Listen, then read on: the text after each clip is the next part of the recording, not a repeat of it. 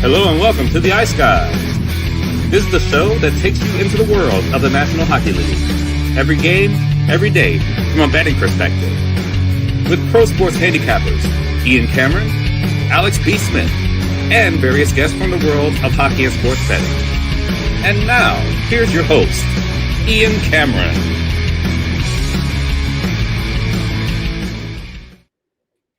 Welcome to the Ice Guys, Friday, April 24th. Ian Cameron, Alex B. Smith will be here in a moment. We got David back with us as he is on Fridays, and happy to bring back on the show former NHL and pro hockey player Rob Schremp. We've done, I think, a couple of shows in the past with Rob. Great to have him back. Rob, how are you, my friend? Things good? Good to have you back. Things are good, buddy. Yeah, thanks for having me back on the show. It's good to get back on. I think it was a year ago we did it in the playoffs, So it's our 1 year anniversary. It's good to be back and talk some puck. Yeah, no doubt. Just a quick little life update, because I've seen some of your social medias. You're doing little hockey charity events and tournaments. You're doing some golfing stuff. I know you did a little media education session the last time I think we talked, experimenting with media. How's things in life? Things have been good. Yeah, so I've been doing a little bit of this, a little bit of that. So I'm in at the moment, I'm in the process of making a movie. It's an indie film and Hollywood feature film. So doing that, getting the funds together and ready to start shooting pretty soon. So that's exciting. We got we already have one guy locked up for us to play my character. And then we have a few other actors that we're going after. So it's a fun process. That's been a lot of fun. And then also I've been doing private equity with a family office company called Pike PG. I'm the head of business development for them. So it's a lot been going on, and I've been moving and shaking and enjoying what I'm doing. I got to ask, because this movie concept here sounds pretty cool. Alex here, good to see you. Do you want this person to replicate this character that's supposed to be a variation of you, to be pretty dead close to what you're like, or is just you can be just a little bit of a somewhat like you?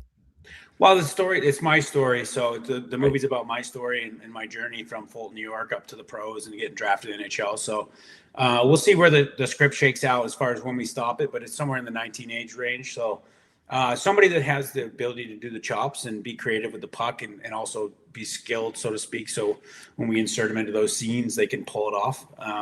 Found a perfect person. So it's a kid I've had a relationship with for a while. I've known him for a long time. And I think it's going to be a great fit. And I think it's going to, come out really great. Awesome. We wish you luck with it and success with that movie. Sounds awesome. And I'm going to try to watch it when it. You better, Cams. You better. We will, no doubt. You got a great story too, so hopefully it catches on with people that love hockey and love the game. As far as last night, we loved the game. We loved the games last night. We've loved the playoffs. We're a bit surprised, though, I think, that we're at 3-0 in so many of these series, because the games have been really good. They've been close. They've been competitive. And that's kind of the weird thing about when a series gets to 3-0. People that haven't been watching might assume, oh, it's 3-0 in the series. It's got to be lopsided. It can't be fun to watch. Well, the games have all still been close, for the most part. Ottawa, Carolina is a perfect example of that. It's 3-0 Carolina, but every game's been pretty tight, pretty competitive. And last night, the Carolina Hurricanes get the job done.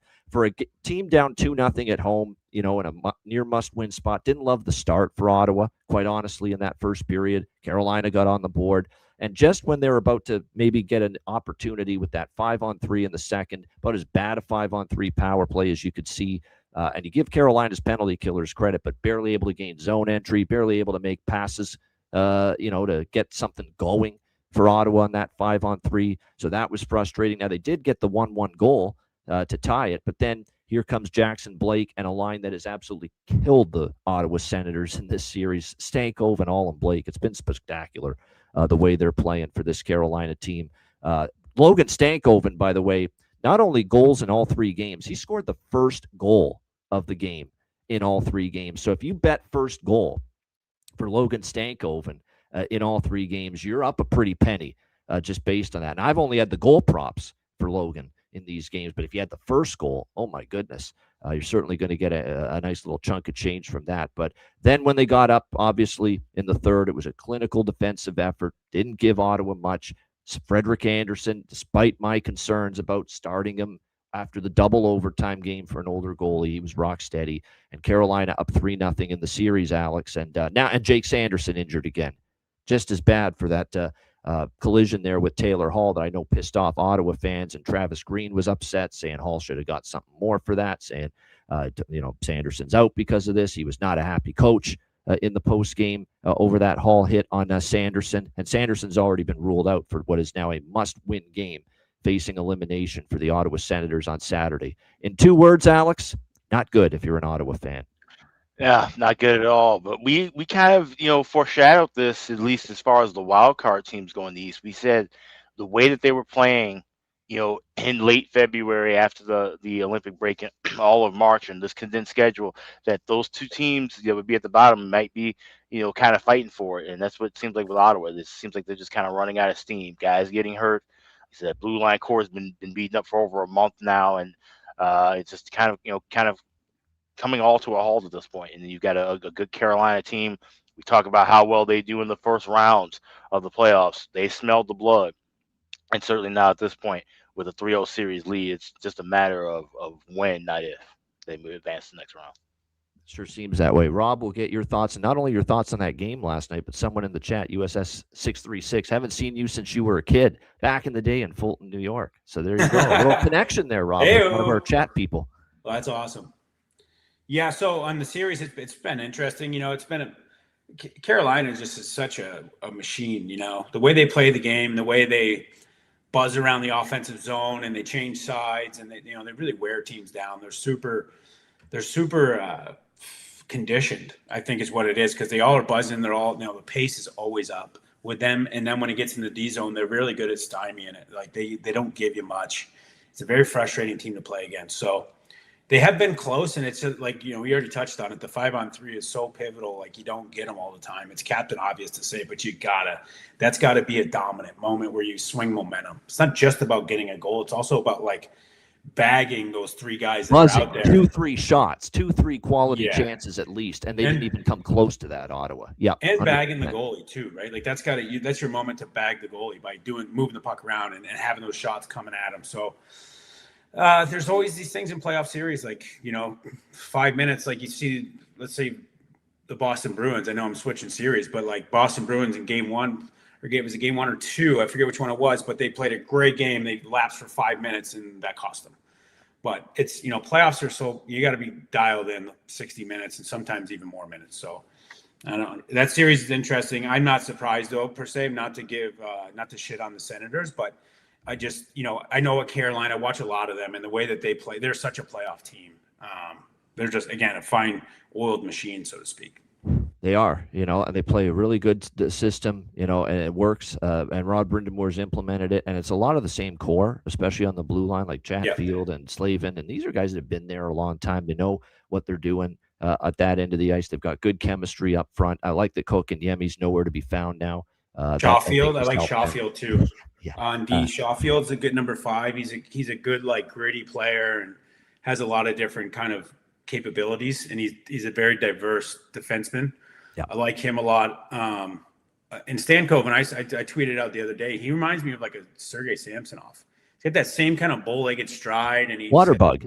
That's what I always thought of Samsonov. Yeah. Almost like a little hunchback, but they're always buzzing. They're always causing shit. And Blake has been unreal. Like, he's been every single shift. He's threatening, doing a great job attacking the net. So there's a lot of great pieces there. And I think, like, for the Carolina Hurricanes, like, great example of their team is their leader in the sense of who drives the boat, which is Aho. And Aho is this, like, Finnish guy that works his ass off, but has high level skill at the same time. But first he works his ass off. Yeah. And that's the kind of, like, poster of their team, right? And then once he does it, it trickles down, and it's a great domino effect. And again, Rod Brindamore is an unbelievable coach. It's been well documented. So it's guys buying in, guys love him. He's so passionate, and they're willing to go through a wall for him. And that's a tough team to come up against in the playoffs. Yeah, absolutely. And we thought Ottawa was going to. And Ottawa actually has given them a tough series, even though it's 3-0. But Carolina's found a way to be on the winning side of it here in the first 3 games. And like I said, if you look at it for Carolina, let's say they get past Ottawa, you're going to get, the next round. You're going to get either a Philly or Pittsburgh. Probably Philly. You probably should win that series. You're at least going to the conference finals. And and there's no Florida in your way this year. Like, there is a clear, distinct path. There's a different Florida. There's a different Florida in the way this year. Yes, there is a Florida. It's just not the Panthers. That's right. Yeah, just not the Florida Panthers. Exactly. All right, David, this is the moment you've been waiting for. I know, your Friday appearance. I know the singular moment on today's show that you were going to be most excited about was talking about a big time Carolina Game 3 win. So have at it. Yeah, I mean, it doesn't get much better than this. I mean, your top line, you don't even have to rely on the top line. You're killing them with the 2, the 3, the 4. Everybody's getting a chance to dominate the game. I mean, it's just fantastic. Jarvis looks like has never played hockey before. This is the worst I've ever seen Jarvis play, and we're still just dominating these games. I mean, we created the Sens' best chance last night for them with the batting the puck back into the zone. That's the only chance that they really created. Yeah. All of the defensive lines, all of them are just absolutely in the Senators' heads. I mean, everybody's just every single shift grinding, and the Sens can't create anything. I mean, we saw even in the overtime, the one off the post, everybody is just playing insanely hard. The one that hit the post on the backhand, I don't remember who it was because I was at the game, but even on that one, Jankowski's tracking back and getting a stick to break that one up. I mean, everybody's just playing incredibly hard, and it's fun to win the close games this time compared to winning or losing those close games and like double overtime against the Panthers for so many years and being in the building for those. But it's nice being on the other side of the we didn't really get swept kind of thing.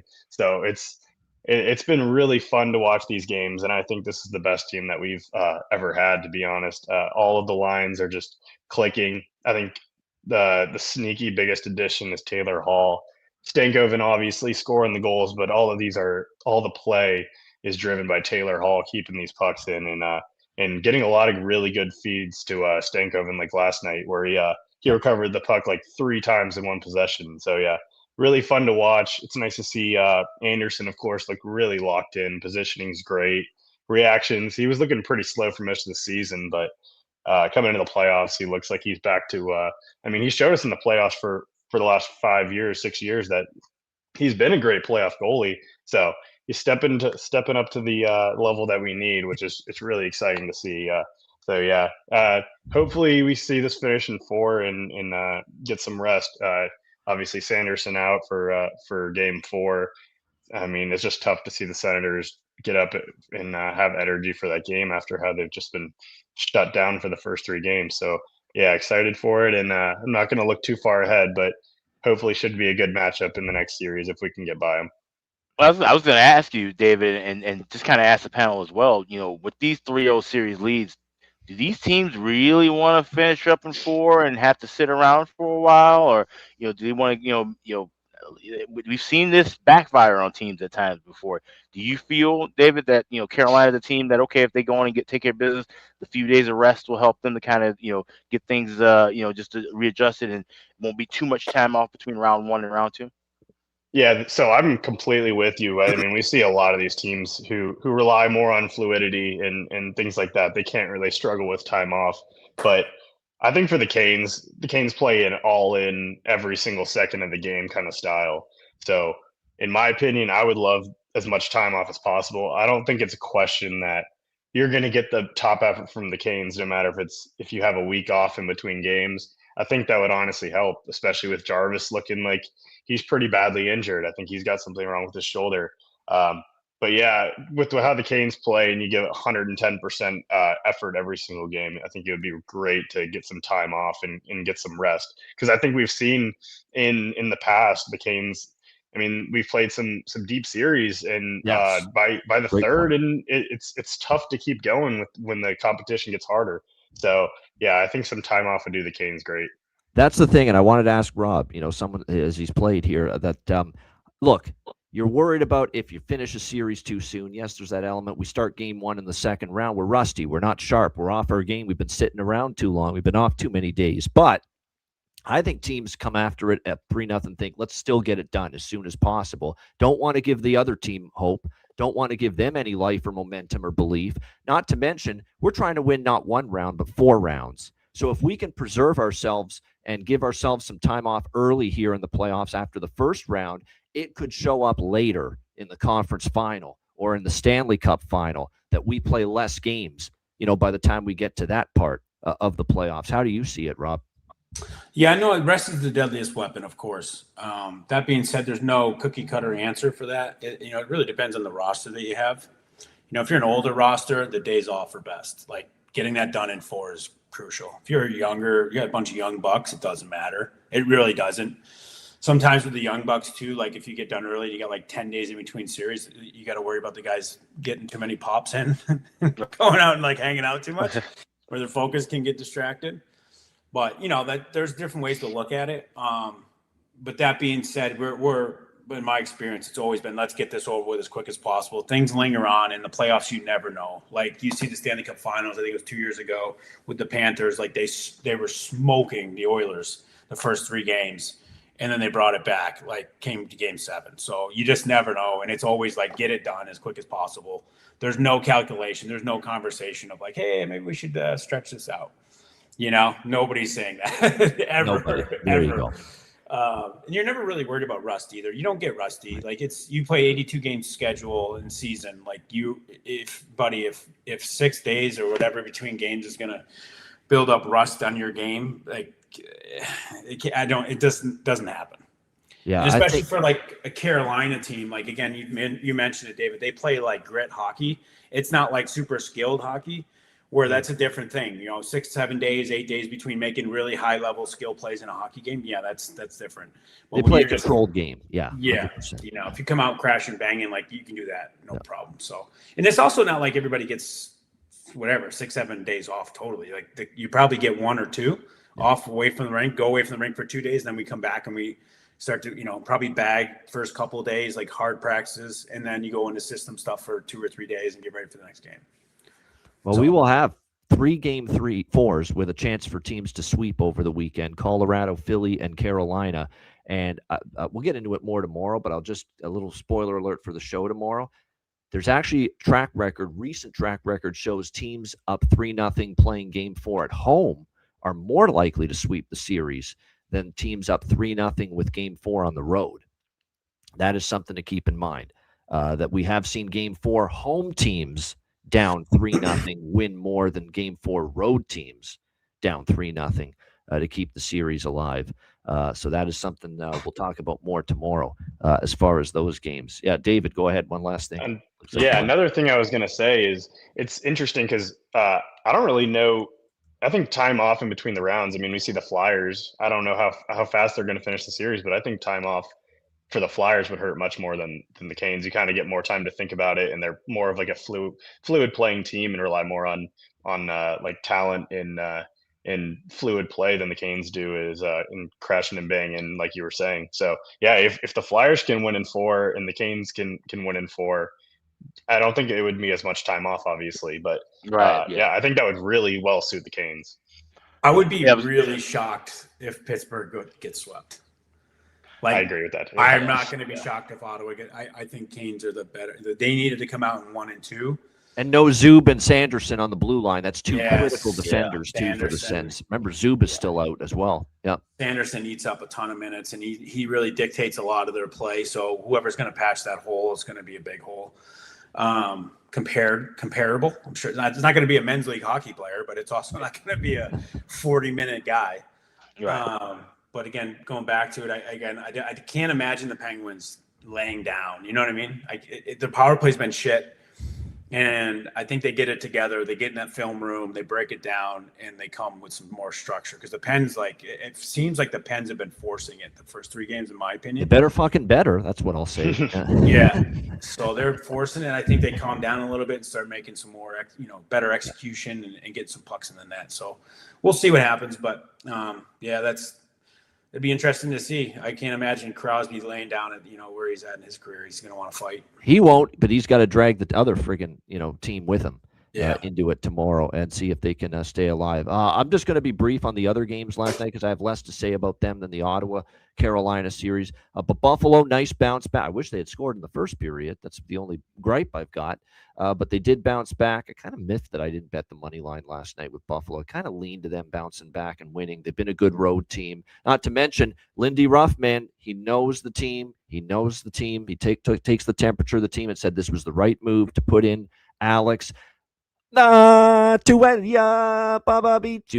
Lion King. Alex a Lion. I did the melody. Biz tried to do it last night. He was awful. He didn't even get the melody right. He screwed it up. I did it right. just now. I'm talking about the 94 animated film, not the silly one they did live action a year or two ago. I didn't even watch that thing. I've no interest. Yeah, Nice. none, zero. The animated film with the great James Earl Jones doing the voice of Mufasa in that one. That's the movie. That's the Lion King movie. But anyway, that's another story. Alex, the Lion King, outstanding last night for the Buffalo Sabres. And I think Lindy put him in net too, because look, he had won 10 straight road games this year. He was on the verge of, I think, breaking a franchise record for 11 this season for the Sabres before he finally lost a game. But he was great last night, and Buffalo was opportunistic. Alex Tuck with what turned out to be the game winner. How about the game for Noah Ostlund, the guy that replaced Josh Norris last night? Holy mackerel, what a game from him. He fit in perfectly with Doan and Benson on that line. So great bounce back win for Buffalo. And I don't have much to say about Colorado. I was happy to finally see Colorado go over their team total and over 5.5. I did cash with both of those last night. I felt it was time for a higher scoring game. Colorado would open it up a little bit. They were able to do that in that 4-2 victory. They're just better than LA. That's all there is to it. There's not really more you can say about that. And Colorado has found a way to play pretty good defense. Wedgwood's been very good in this series. He had no chance on the 3-2 goal that made it interesting late from Kempe. Perfect redirection. What a pass by the breadman, Panarin. No chance for Wedgwood. He's had a great series. Colorado's just better. And I think they're going to sweep away the Kings I hope not, because I have 4-1 plus 250 for Colorado to win the series in 5, but I'm not so sure that's going to happen. Alex, anything you want to say for the other 2 games last night? No, yeah, like I said, it looks like LA is pretty much done, and I had that exact order, hoping that they'd win Game 3, and they did show, I think, as much pushback as they possibly could in Game 3. It's just a mismatch. It's an absolute mismatch, and it looks like the Kings. We've talked about them all year long. They didn't deserve to be here anyway. You had 19 regulation wins throughout the year, and they were gifted all the different points, and the mess of the coaching throughout the year with Hiller and then the DJ Smith. Yeah, he brought up the offense a little bit more, but also then the defense kind of fell apart. So it's just the Kings are who they are. And I think they showed as much fight as they possibly could in Game 3, and it'll probably be curtains for them in Game 4, certainly. And then with that Buffalo-Boston game, that was one I kind of wanted to stay away from that game. Like I said, I just had that first period over, didn't cash with that, but it just felt like it was going to be another tight game. The series is just playing really tight to the vest, where these are 2 teams that look like they'd be playing more up and down hockey when you saw them in the regular season. So it's been kind of tough from a totals aspect, but good win for Buffalo to get that 2-1 series lead, and possibly now to be able to go home potentially up 3-1 would be massive for that Sabres club and their psyche. Yeah, we've talked about it, Rob, throughout the Colorado-LA series. It's been a theme. We've mentioned it. We've talked about it, certainly Alex and I, a lot. There's just so much lack of mobility on the LA blue line when you watch them play. I mean, it's just hard. It's just a clunky blue line. It's a sluggish blue line. With CC and older Drew Doughty and Dumoulin. These are just guys. Dumoulin too. He's had a lot of miles on those the tires, if you will, and it's been hard for them to keep up with Colorado. Yeah, Colorado has so much speed. Natchez and McKinnon flying down the freaking ice on every single shift. It seems like every single puck touch, one of those 2 guys figures out a way to get up to full speed, which is, it's insanely skilled. It's not so easy. The only solution you really have there is to shadow them, either one of them or both of them. But the speed that those guys come with, like not many D in the world can take that on. And you're right, the D-core in LA is a little bit older. They did lose some pieces with Fiala being injured and out from the Olympics, and Perry, they moved at the deadline. So they've lost some pieces, and it's, Kopi's a little bit long in the tooth as well. And Breadman and Kempe are trying to take in. Byfield, they're trying to push back. But man, Colorado is just they're so stacked. Like, they're so deep. They're such a good team. And it's wild to think like they might not even get out of the West though. Like, that's how deep the West is. The West is insane. It's so good. Like, there's so many good players, so many good teams. I just feel like the East is way more open hockey, not as big bodied. It's always been that way too. I mean, I got drafted in 2004, man, and it was the same thing. Like, back, I was with Edmonton, and we go down to play San Jose. It's like, Joe Thornton, Marlowe, go down at Douglas Murray. Like, these guys, like mutants, like huge dudes. I remember Doug Murray. big son of a gun. Yeah, So really big. It's always been that way. It's such a big body game in the West, and it's tough. But yeah, for LA, it's tough to see because Douts is a friend of mine. I love the kid. I love the guy, and love to see something for him. But and having Kopitar's last year, it'd be nice to see them go on a run. But it doesn't look good. I mean, and it's not to knock them. It's just like Colorado is so good. Like they're filthy. McCarr is just doing whatever, and then Burns is playing like mean and chippy, and it's like you got all these pieces. It's a tough team to play up against. So yeah, no question about that. Yeah, Robert, we'll let him talk about that before we get, because he's got to go in about 10 minutes or so, but we'll let him talk about that. The London Junior Knights apparently coaching them under 16. Yeah, that's right. He's paving the way for the next era of hockey players. Rob helping that out. Anything you want to add, David, about the other games? No, I mean, I've just been I took a couple draws with the Sabres Bruins series so far. The games have been played so close. I mean, it feels like there's got to be an overtime game there somewhere in this series. So just going to keep blindly taking that. And as for the Kings, I mean, they're just getting outclassed. They just play the game where they just slow it down and they don't want much speed in the game. And I guess they're doing a good job of that. It's not the most attractive hockey to watch, kind of like the early 2020s Canes. But yeah, I mean, I think that series is just about over too. So yeah, not many other thoughts than that. All right, this is a very unique theme on the show today with the 3 games taking place tonight, and the theme is I think we're going to have buildings not literally on fire tonight in all 3 home venues, but I think we're going to have some serious enthusiasm in all 3 venues: Montreal, Utah, and Anaheim, for various reasons, to give their team a boost as they return home. And all 3 teams returning home off not Montreal. Montreal lost game 2. Utah and Anaheim won game 2, but still they return home with a split in the first 2 games. We've got Tampa Bay, Montreal to start things off. Tampa Bay minus 120 road favorites, 5.5 the total here at the Bell Center. Series tied 1-1. I think the place is going to be rocking. It's the Bell Center. It's the Stanley Cup playoffs. It's the Montreal Canadiens. It's one of the loudest places in the NHL. They're going to have the last line change here now back home. And the only thing I can quibble about with Montreal is I could see their 5-on-5 play needing to be a little bit better. They've really feasted on the power play, and the power play has been awesome for Montreal. But you'd like to be a little bit better, I think, 5-on-5 starting tonight in this game. And you'd also want the likes of Cole Caulfield in particular, to make more of an impact. He's been the one quiet Montreal Canadiens player in this series. Slavkovsky's been massive. He had the hat trick in game 1, dropped the mitts with Brandon Hagel in game 2. He's had a tremendous series. You can see Oliver Kapanen's had a pretty good series up front.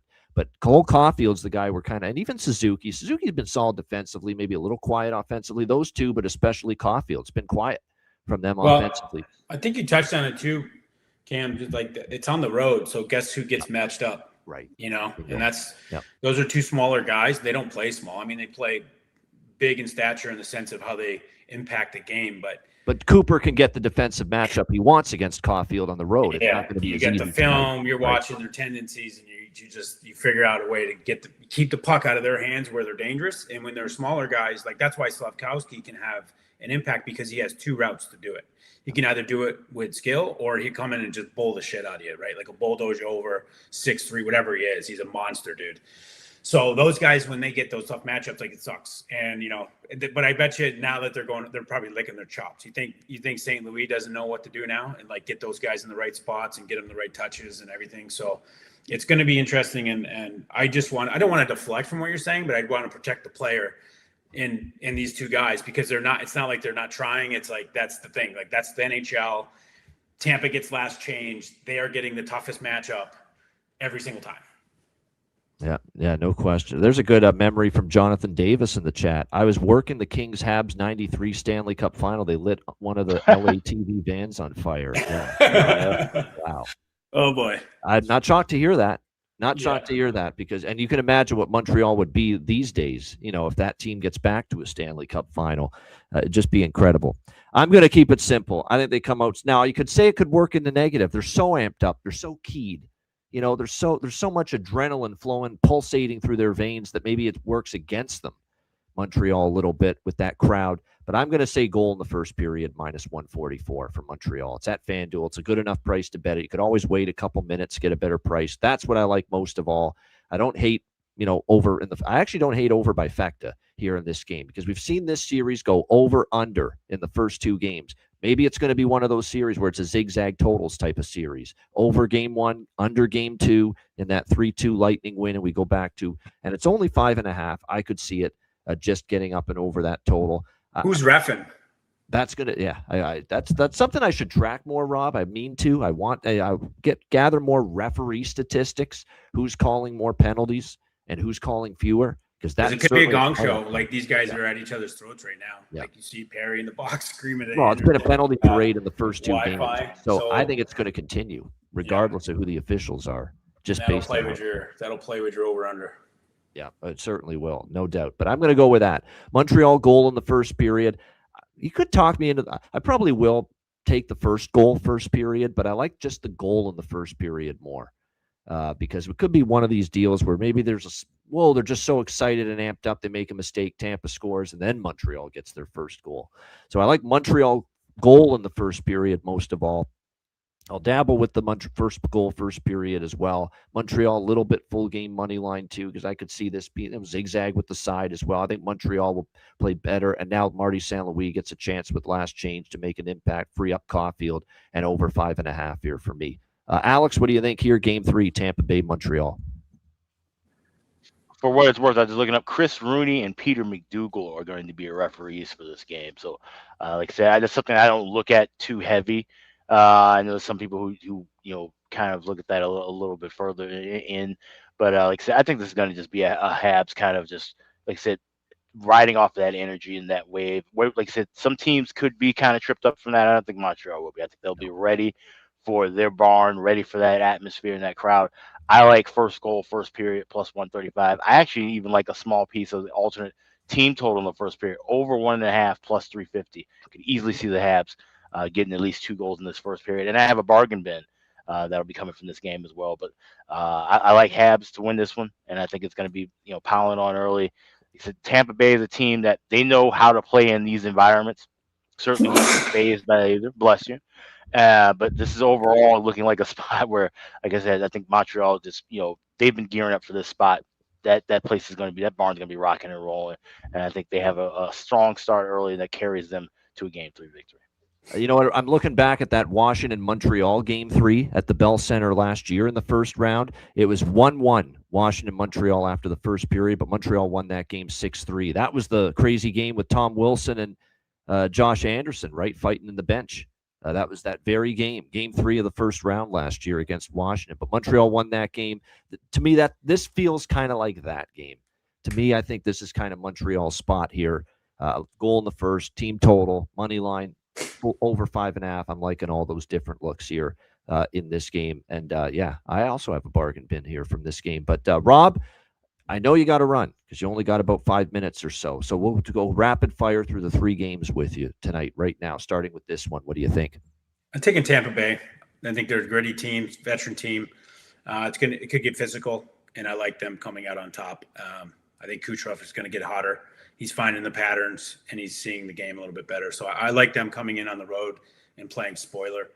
And that being said, it's going to be an entertaining game, and I have to pull for my buddy Corey Perry. So it's a coin flip for me, but with Perry being on that team, I'm taking Tampa, and that's my reasoning. So there you go. If you're listening to me, it doesn't mean I know what I'm doing. I'm just telling you why I'm doing it. No, I get it. All right, next up, we've got Vegas and Utah. We're going to roll through these games with Rob, and then we'll go back around and get everyone's thoughts on everything else. Vegas, Utah, minus 110, even money. Series tied 1-1, 5.5 the total.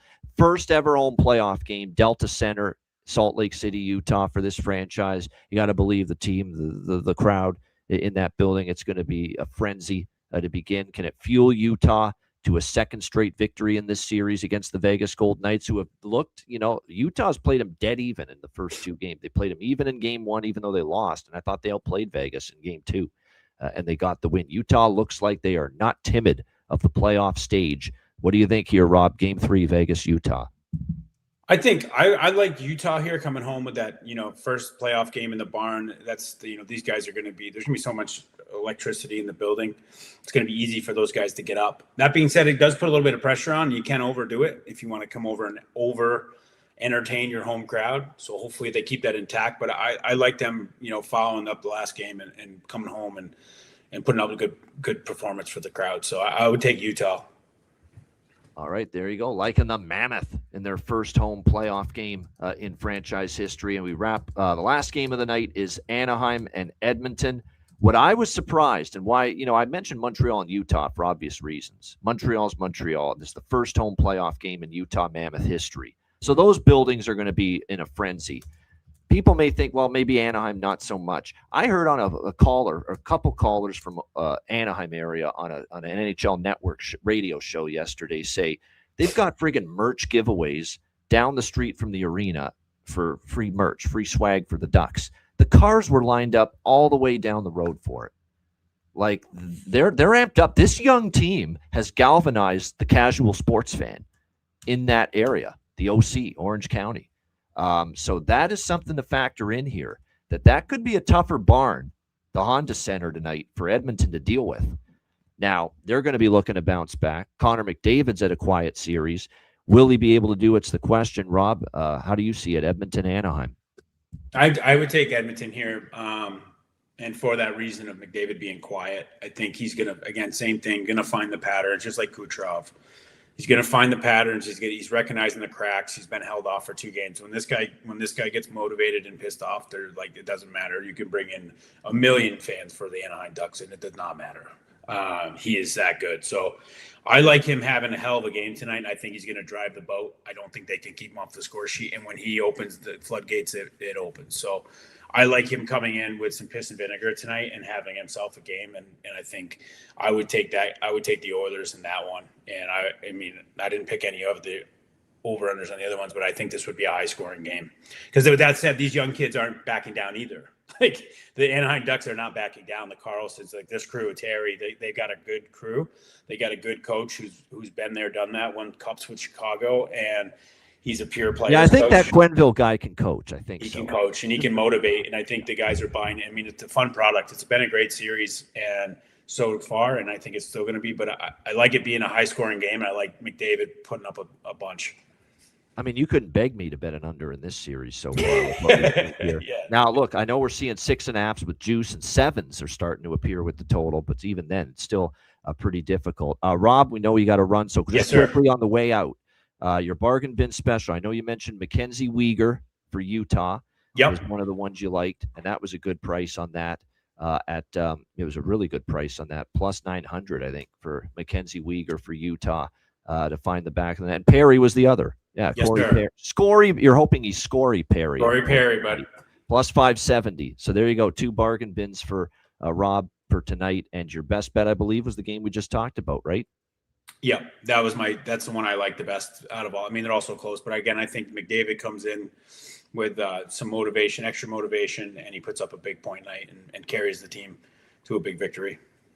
I have some thoughts on that game. From the beginning, I've been torn on that game tonight, Edmonton and Anaheim, but I've landed on a conclusion, and I'll get to it obviously later in the show. But Rob liking Edmonton, minus 130 for best bet. Rob, get on out of here. Thanks for joining us, man. We'll get you on again down the road. Sounds good, boys. Take care. There we go. Rob Schremp with us here on the Ice Guys show. Girl. Appreciate it. Good stuff indeed. And like I said, definitely a situation. There we go. I think you forgot to exit the studio. There we go. I had to send him to the door there. That's crazy. I think he was going to leave without closing his. That happens sometimes. Yeah, it happens. But great stuff with Rob Schremp. He's taking his daughter to tennis lessons or something right now. So good stuff indeed. All right. So Montreal, Tampa. Alex, you talked about it. I gave my thoughts. David, how do you see it here? Habs and Lightning. Yeah, it's really interesting. I mean, coming into this series, I thought that Tampa was going to be able to assert themselves, and I took Tampa minus 1.5 games. I thought that they were going to come out looking good, and they've really only looked good. I mean, they had 2 home games, and they looked good for 1.5 periods, maybe at the end of game 2. I mean, I don't know. Without Hedman, they've just been struggling. I think they just have not looked quite as good as I thought that they were going to coming into the series. Montreal has kind of been flying around them, looked great coming in. I mean, I don't know how you don't go with Montreal here. Playing at home, it's going to be a great crowd. I mean, they showed that they could play in Tampa. Not that Tampa's the craziest barn, but yeah, I mean, Montreal showed that they can hang with Tampa in those first two games. Tampa really, the last period and a half of game two. I mean, it was kind of you had to have it after dropping game one. Kind of had to have it. They showed that they were the better team, but I think that there's more evidence from the first five periods or so of the series that Montreal can hang with them. So yeah, I like Montreal here. I like some Safkovsky props as well. He's played over 23 minutes a game in the first two games, over 13 minutes of power play time already, 9 shots on goal through two games with 16 attempts and a post hit. So that's pretty much 10 attempts on net, over 2.5 shots on goals, -140. I think we see he can get involved. Yeah, so I think Montreal takes the win at home tonight. All right, good stuff. Like in Montreal. As far as props for this game, I have a bargain bin from this game, Tampa Bay and Montreal. I have two bargain bins. One of them is from this game. But as far as Hagel, Anderson have scored in back-to-back games. Bjorkstrand ended up scoring last game for the Tampa Bay Lightning. It feels like this is a time for Caulfield to arrive on the scene. I'm going to do a 2-goal sprinkle on Caulfield tonight. It's not Saturday night. It's only Friday night. I get it. But Cole Caulfield over 1.5 goals, I'll sprinkle on that. I think he could get loose tonight. The last line change, the better matchup that Marty St. Louis should be able to get for Caulfield tonight could come into play. So I think that's worth a shot. I like what Rob Shrimp's thinking with Corey Perry playing the villain in Montreal.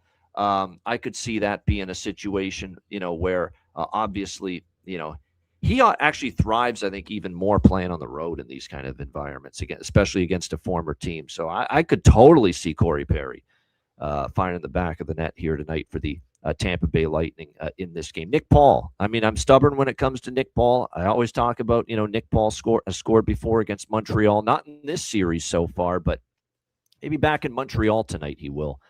For the Tampa Bay Lightning. So I'm interested there. Gonzalez with Point and Kucherov, there's probably some value. Slavkovsky, has been very, very good, obviously, in this series for the Canadiens. I'm shocked that Marty St. Louis did not make Kirby Dach a healthy scratch tonight.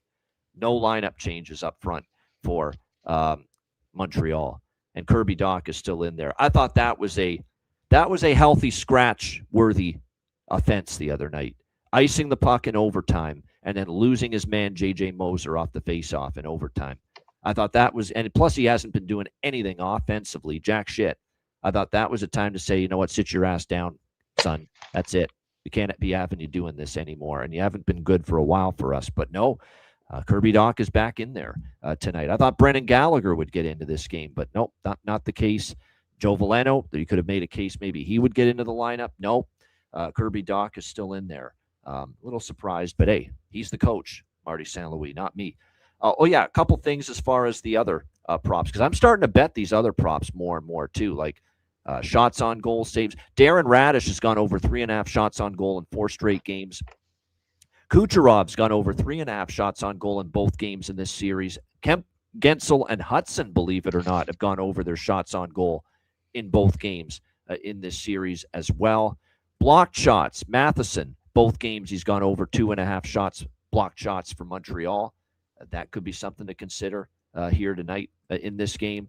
Chernak, McDonough are your considerations on the Tampa side for sure, as far as blocked shots are concerned. Saves prop, I'm kind of neutral on these two saves props tonight. A small lean to Vasilevsky over 20 because it's only 22.5, and at home I could see Montreal firing pucks on net and feeding off the crowd. So we'll lean a little bit to the Vasilevsky of the two. I like Vasilevsky over saves more than Dobish here tonight. So leaning in those two directions there. Good stuff. Anything else to add, David? Yeah, like you were saying about the Radish over 3.5 shots on goal prop. He's averaging over 26 minutes a game through 2 so far. He's already played over 13 minutes of time on the power play, 17 shot on goal attempts with 10 on net. So that over 3.5 shots on goal, I think it's in the plus 115. I like that prop too. All right, good stuff. All right, Vegas, Utah, even money. 5.5 the total. I know Rob Shrimp liked Utah, and I do too, but I like them early even more. I like the Utah first goal, first period, Utah goal in the first period, all that stuff. I think they feed off the first ever home playoff game at Delta Center. I got to admit, I like Vegas in the series. I have Vegas to win game one in the series from before the series as a bet. I'm worried about it a little bit. I look at those two games, and we'll see if you guys disagree, but I see Utah's toe-to-toe, and they were better than Vegas in game two. Like, that's what I see. I see that they've actually outplayed Vegas more in this series through two games than vice versa. And that's concerning because the one thing that I'm still fearful of with Utah is Vejmelka. He can implode at any minute. He's been up and down. He's been erratic, but their forwards have been better. I think their D has handled Vegas pretty well. We haven't seen Eichel and Marner be phenomenal by any stretch of the imagination in the first two games. There's a series, and we've kind of looked at Vegas's blue line. It has all these great names on it: Shea Theodore, Braden McNabb, and Noah Hannafin. These guys that have been around the block. They looked a step slow the other night. I'm just telling it. Like, my eyeballs told me they looked slow against Utah the other night, especially that back end. And they had a hard time dealing with it.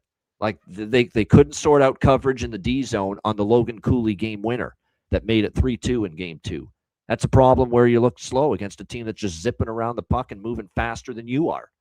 That's a concern I have for Vegas a little bit. So we'll see if they can fix it. I still think they could win this series. This game we'll see, but I like them. I like Utah early. I'll sprinkle on the full game, but I like Utah more early in this game to make an impact. This total at 5.5, I'm kind of leaning over with it as well. 5.5 here. But yeah, I like Utah early. I like some props as well. Alex, what do you think? Vegas, Utah. I like goals early, but I don't think it's going to be all Utah. I think Vegas is going to chip in as well. I like first period over, get minus $1.12 at FanDuel. I like both teams to score plus 190, even more. But that's going to be just an absolutely raucous atmosphere. Like I said, I remember the old Utah Jazz games in that Delta Center. That place gets super loud. Even the Utah Grizzlies back in the day played and won some championships in that place. That's a very loud and raucous atmosphere when it's. They're right on the ice with the structure of that venue inside right. too. Yeah. Yeah. So I think it's going to definitely be an intense atmosphere, but I think it's gonna spark both teams in this one. So it's not so much Utah first goal for me. I like both teams to score in the first period over, and because I have the plus 175 for Utah to have a 2-1 series lead after 3 games, by de facto that's my Utah money line. So no reason for me to add anything extra on that. Yeah, I think. By the way, I'm just going back and I'm looking right now in the first 2 games. We did have both teams to score first period in game 2 of this series. And we saw that Utah scored a first period goal in every game in this series. So that's why I really like the Utah goal. Same with Montreal. That's why I really like Utah and Montreal both to get on the board with the goal in the first period bet for both the Canadiens and the Mammoth here tonight. But this one could be a both teams to score just because you got Vegas off the loss too. They could chip in early in this game. I don't mind that at all. It did go up. There was a both teams to score first period in the last game. Between them, I like Carter Hart over saves, and I'm not I'm getting into the other props besides goals and assists and points more now that we're into the playoffs and there's less games. I mean, the Carter Hart over saves makes sense to me. The home environment. I could see Utah throwing a lot of pucks at net. We've seen Vegas concede a bunch of shots here so far in the first 2 games, and Carter Hart's gone over his saves prop in each of the 2 games so far in this series, and it's only 23.5. for Carter Hart as far as the over saves. So that's a saves prop I like. It's probably one of my favorite saves props of the night would be Carter Hart for Vegas over. And Carter Hart's been great in this series. He's been great for Vegas. Even in the loss against Utah game 3-2, I don't think you fault him at all. I thought he still played very solid there. David, what do you think here? Vegas, Utah.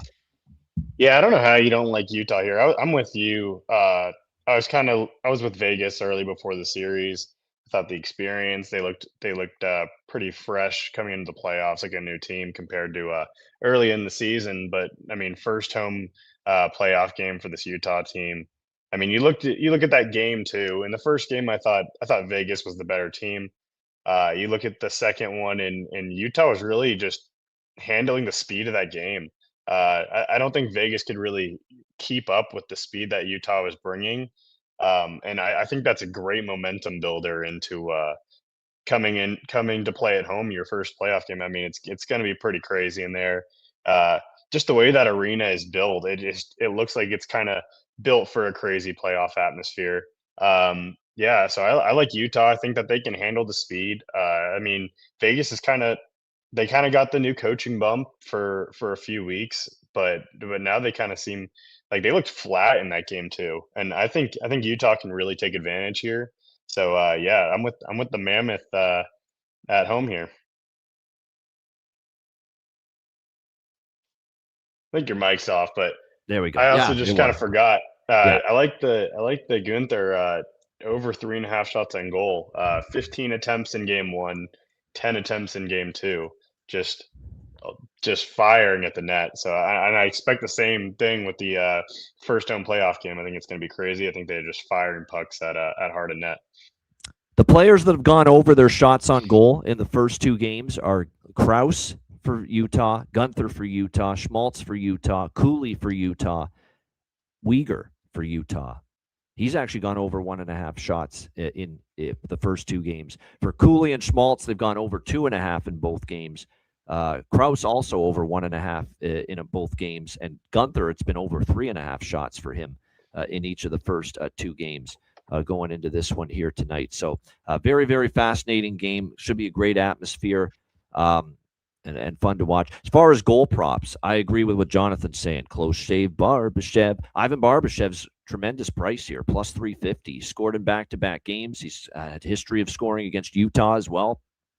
So I like that. Mark Stone, he's scored in back-to-back games. Logan Cooley has been excellent in the first two games in this series, so the goal prop for him makes a ton of sense as well here tonight. As far as point streaks are concerned, we got 3-game point streak for Marner, 2-game point streaks for Barbashev, Stone, and Cooley entering this game. So if you want to ride those point streaks, those are the players you'd certainly be looking to target.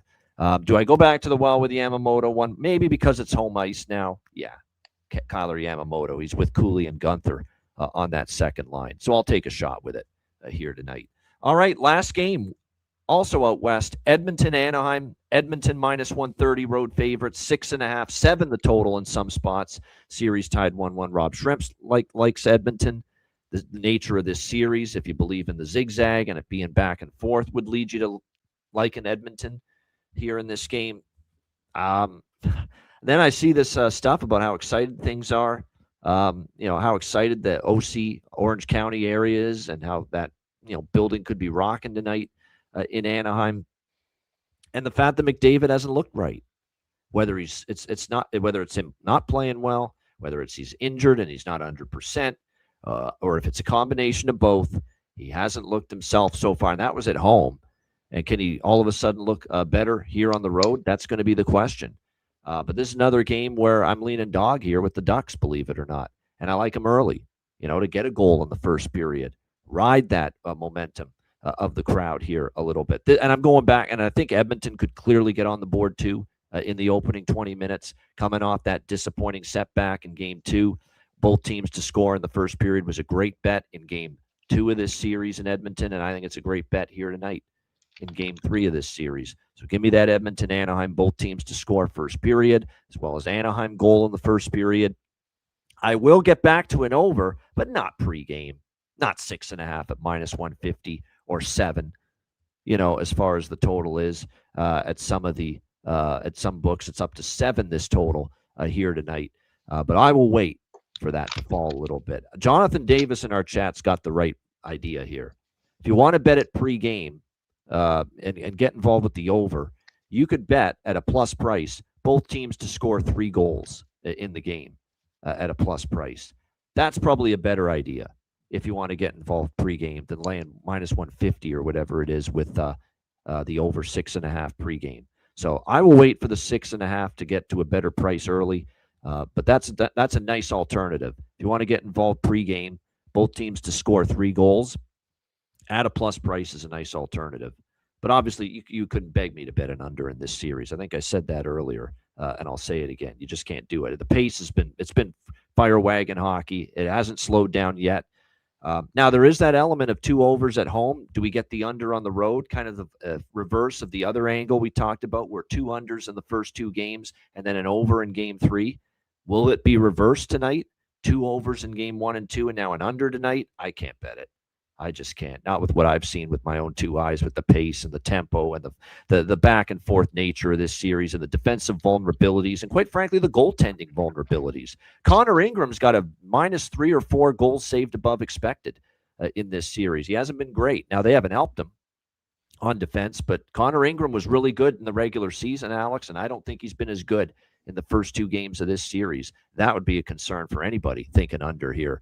What do you think, Alex? Game 3 out west, Edmonton, Anaheim.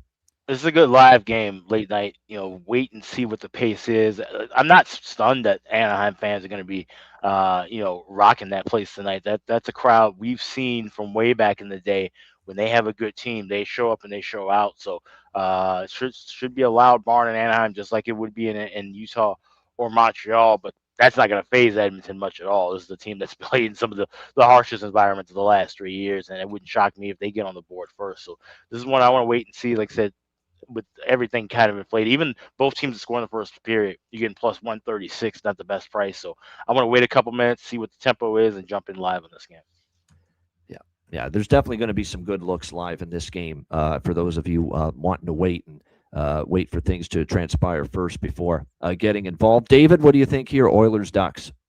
Yeah, I think this is going to be a pretty fast-paced game. I mean, I think that these are the 2 teams that when they play, they don't really play like they're in the playoffs. It's been a much more open game. I don't think either team is afraid to trade looks. I mean, we've seen that with the Oilers for a few years with McDavid on these runs. They're not afraid to trade blows, and that's the same thing with how the Ducks have played the entire season. I mean, you look at the games between these 2 teams this season. There's been 11 goals, 6 and 7 and 10. So they've all been really high pace and a lot of scoring. And the Oilers have scored 24 goals in the 5 meetings between these teams this year. So yeah, I think it's going to be the same thing that we expect. I think both teams are gonna be scoring. I could see. I think both teams to score 3 goals as they're in the plus 130 range. I mean, that's happened in 4 of the 5 meetings so far. And the one time that a team didn't score 3, it was 2. So yeah, I like. I think my favorite play for this one is Oilers team total over 3.5 in the minus 125 range. I think we see the same thing. I think they come out firing and trade blows. So I like the over 6.5 is a little bit scary, sitting at minus 150 for a playoff game. But I think we can more so count on Edmonton bringing the offense. So I like the over 3.5 team total at minus 125. One of them, we'll see if we hear it a lot tonight. And, one of the unique goal horns in the NHL resides right here in the Honda Center with Anaheim. It feels like a friggin' steamboat or a ship is coming in. Vroom, vroom, vroom. That's how it sounds, the goal horn there in Anaheim. It's like a ship coming in. And I know the Anaheim Ducks are going to hope to hear that sound quite a bit here tonight in this game. But prop-wise, obviously we've seen a lot of offense. We've seen a lot of certainly up and down, frenetic action, back and forth throughout the first 2 games of this series. So certainly there's going to be some good prop looks here tonight. Alex Killorn, it was like 1 goal, 1 game too late with him. But, plus 400 for the veteran presence he provides. Lots of playoff experience. He scores big goals in the playoffs, going back to his days with Tampa Bay. I don't hate that price. We saw Cutter Gauthier, who's been the best goal scorer for Anaheim this year, score last game. Leon Draisaitl has really done damage against Anaheim in the past. We'll see if that continues tonight. As far as points go going into this game, there's some good value with some points props. Jackson Kookie, lend me Lacombe. Jackson Lacombe, he's on a 5-game point streak. He's gotten a point in the first 2 games of this series, each of the first 2, and it's only minus 120. It's a very good price for a Jackson Lacombe point prop. Troy Terry's gotten points in 3 straight games dating back to the regular season, both games in this series. Vasily Podkolzin, points in both games in this series. Kasperi Kapanen for Edmonton, points in both games in this series.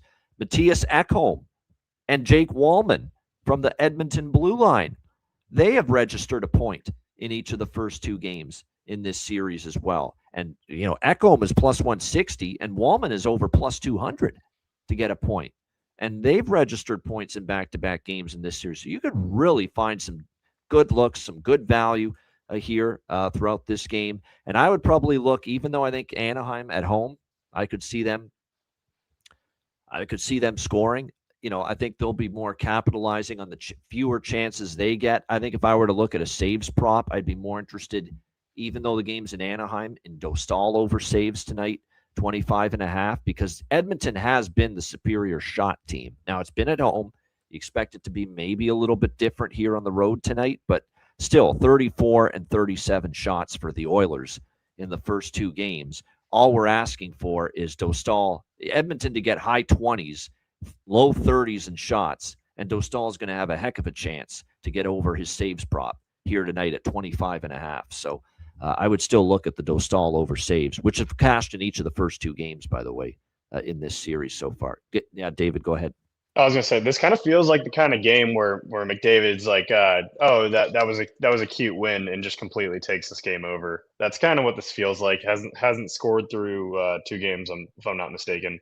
But he was flying by the end of the game too, just creating tons of chances and taking it on his own. So I think this is the kind of game that he just takes over. I could see him scoring a couple goals. I think his goal score prop is like plus 110.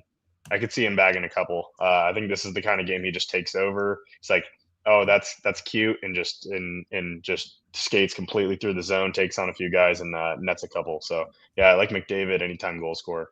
I would love to see the history of Connor McDavid off back-to-back games without a point. It's rare to see him have one game without a point. Back-to-back games now without a point in this series. What has he done in those spots? Specifically off back-to-back games off a point. You're always worried that this is the game Connor McDavid just goes ape shit and he goes crazy. 3 points, 2 goals, 2 assists, something like that, goes off. But that giveaway in game 2, I think he's playing at less than 100%. That's just me. I think he's playing at less than 100%. That doesn't totally excuse him for the way he's played in the first 2 games, not getting a point. But that giveaway kind of leads me to think there's something going on health-wise with Connor McDavid still. And that's impacting him from a negative standpoint here in this series so far. Now, he could go off tonight, and we'll see. And he's certainly got the will. I mean, this is not a matter of lack of will or want to, not with that guy, but I think he is battling something from a health of an injury standpoint. So that'll be fascinating to watch how number 97 looks and responds tonight on the ice here in Game 3. Shout out to everyone in the chat at the like button. We appreciate it very much. We thank Rob Shrimp joining us earlier, of course. Make sure you check out wizardsportspicks.com. Daily premium picks, long-term all sports passes available as well. Stanley Cup playoffs, NBA playoffs, MLB, and more. wizardsportspicks.com. And, of course, patreon.com/iceguys, $10 per month. Now, we will, as soon as we kind of firm things up, we want to see what the schedule looks like for Wednesday, Thursday. We'll get some betcast dates announced very soon, hopefully as early as tomorrow for the next week for Patreon members, because we are going to have at least one, perhaps 2, depending on what the schedule's like. But definitely we will have one Patreon exclusive live betcast for sure next week. Dates to be determined. We want to see what the schedule looks like, how deep these series go, which series are going to go 6 or 7, or which ones might end early in 4 or 5. Once we figure all that out, we'll get some betcast dates announced for next week for Patreon members. So you'll have access to those exclusive Patreon live betcasts next week. You'll also get goalie charts, totals charts, daily betting cards, sides, totals, player props posted each and every day on the Patreon page, all the bonus content as well. So get on board. Just $10 per month. The Dub Club subscription discount offer with me for all sports is still there for Patreon members only as well. So check it out. And again, your membership goes a long way to supporting the show and keeping it going long term. Get on board for just $10 per month at patreon.com/iceguys. And also check out the Ice Guys store, iceguys.myspreadshop.com. You've got 6 days left to save 20% off all items in the store. Just hit that redeem button at the home page, add your items to the cart, 20% will be taken off the checkout. Springtime, playoff time is a great time to grab a t-shirt, a cap, a hoodie, or maybe all 3. And you can save 20% for the next 6 days. That's over at iceguys.myspreadshop.com. Jonathan Davis is a machine, and for reasons like this, Jonathan Davis. I mentioned I'll be interested to know what's McDavid been like with back-to-back without a point. Well, he's got the data for the last time Connor McDavid went back-to-back without a point that were not the final 2 games of a series. It was actually 2021 versus Winnipeg, and he had 3 assists, 3 points in that next game. So we'll see if this means McDavid's coming to life tonight for Edmonton. They hope he does. We'll see if that is indeed the case, but good to know that. All right, bargain bin special of the night and best bets coming up right after we hear from our great Ice Guy sponsors.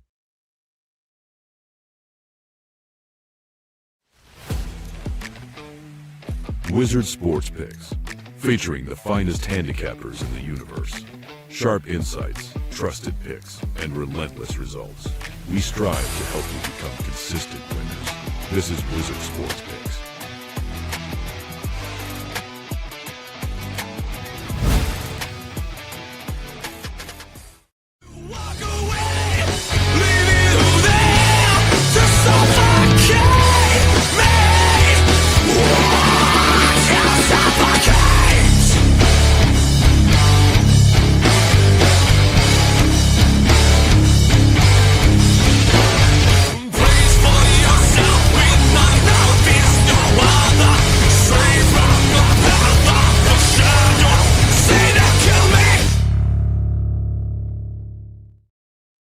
All right, bargain bin special of the night. Perlo in the chat reminding me of the unfortunate call I've made with Matt Savoy. You're right. He's had a disappointing series so far for Edmonton, considering he's up with McDavid on the top line and how well he was producing down the stretch of the regular season. My Matt Savoy props, the over 1.5, 2.5 goals. We got to get him going a little bit here in this series. He's been a little quiet here in the first 2 games so far for the Oilers. Hopefully we're not quiet tonight when it comes to the bargain bin special of the night. We'll see if we can add to the win column with that. Alex, we'll start with you. Bargain bin special of the night.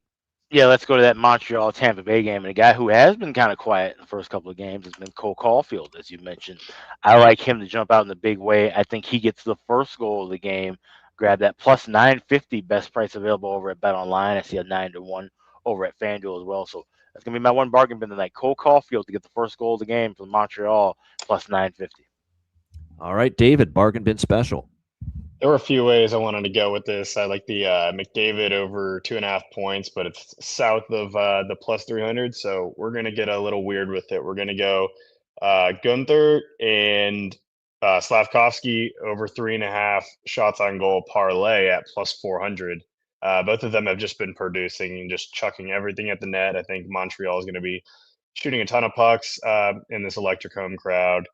And same within Utah. I think it's just going to be a lot of good energy. I think it's going to keep the same pressure from the two that they've been firing at the net the whole game. And same thing. The parlay of the two, anytime goal score at plus 655 at Bet365. Gunther and Slavkovsky parlay anytime goal score plus 655.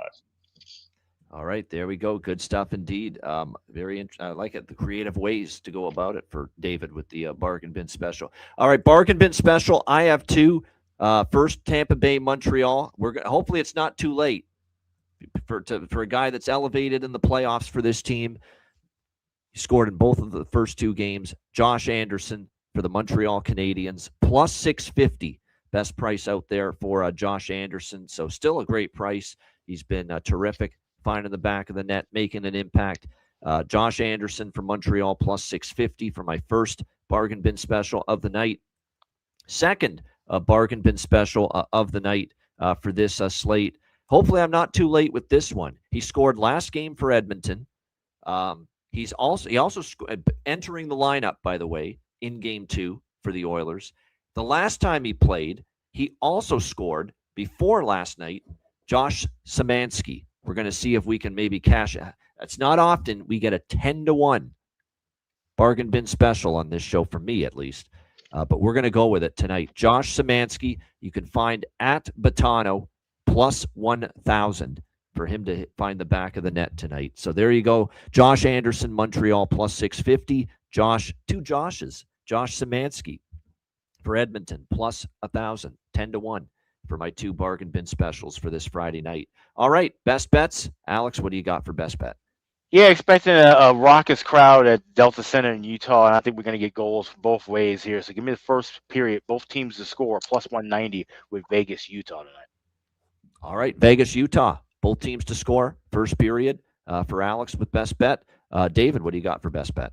Yeah, best bet. We're going kind of with the McDavid side, but we're going with Edmonton team total over 3.5. We've seen all the games that they've played. They've scored 24 goals in the 5 games against Anaheim this season.